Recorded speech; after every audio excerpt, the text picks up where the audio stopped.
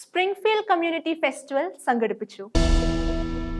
ബ്രിസ്ബണിന്റെ സമീപ പ്രദേശമായ Springfield central Springfield community festival വർണ്ണം സംഘടിപ്പിച്ചു.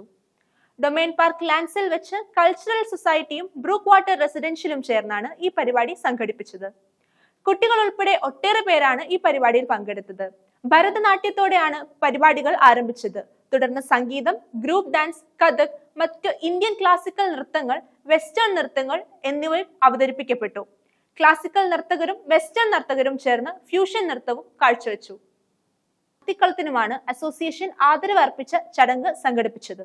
ഇന്ത്യ കാത്തലിക് അസോസിയേഷന്റെ ഈസ്റ്റർ ആഘോഷത്തിലും ചാരിറ്റി ഡിന്നറിലും മുഖ്യ അതിഥികളായി പങ്കെടുത്ത സീറോ മലങ്കര അമേരിക്ക കാനഡ ഭദ്രാസനാധിപൻ bishop Reverend doctor Philipose Mar സ്റ്റെഫനോസിനും സീറോ മലബാർ സാഗർ രൂപത അധ്യക്ഷൻ bishop Reverend doctor Mar James അത്തിക്കുളത്തിനും സ്വീകരണം നൽകി.